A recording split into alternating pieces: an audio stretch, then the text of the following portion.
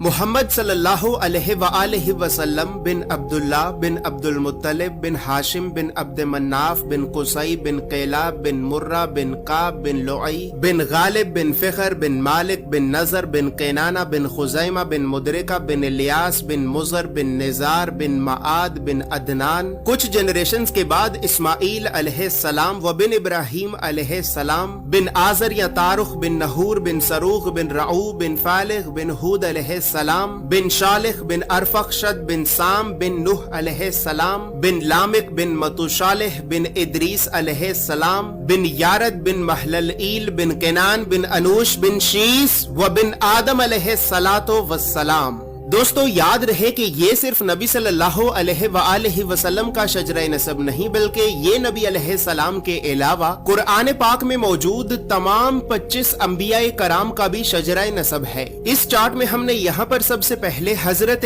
آدم علیہ السلام سے لے کر نبی صلی اللہ علیہ وآلہ وسلم تک تمام 25 انبیاء کرام کے ناموں کو ایک ترتیب کے ساتھ لکھا ہے، اور پھر ہر نبی کا قرآن پاک میں کتنی مرتبہ نام لے کر ذکر کیا گیا ہے۔ ان تمام انبیاء کرام کو لوگوں کی ہدایت اور رہنمائی کرنے کے لیے جن علاقوں اور شہروں کی طرف بھیجا گیا تھا، تو ہم نے اس چارٹ میں ان تمام علاقوں اور شہروں کے ناموں کو بھی لکھا ہے۔ اور سب سے خاص بات یہ ہے کہ یہاں پر ہم نے سبز رنگ سے نبیوں کے ناموں کو لکھا ہے اور سرخ رنگ سے رسولوں کے ناموں کو لکھا ہے، تاکہ آپ کو بآسانی معلوم ہو سکے کہ ان 25 نبیوں میں سے نبی کون تھے اور رسول کون تھے۔ اس کے علاوہ اس چارٹ میں ہم نے اللہ رب العزت کے 99 صفاتی نام اور پھر ان ناموں کے نیچے ہم نے ڈیبیٹڈ پروفیٹس یعنی ان 10 نبیوں کے ناموں کو بھی لکھا ہے کہ جن 10 نبیوں کے نبی ہونے کے بارے میں تمام مسلمان علماء میں اختلاف پایا جاتا ہے، کیونکہ ان 10 نبیوں کو قرآن پاک میں کہیں پر بھی نبی نہیں کہا گیا ہے۔ اس کے علاوہ چارٹ میں موجود سرخ رنگ 5 اولو العزم نبیوں کو ریپرزینٹ کرتا ہے، جبکہ بلو کلر بنی اسرائیل کے نبیوں کو ریپرزینٹ کرتا ہے۔ اور اسی طرح 25 نبیوں میں سے 23 نبی ایسے بھی ہیں کہ جن کا ذکر قرآن کے علاوہ تورات، زبور اور انجیل میں بھی موجود ہے۔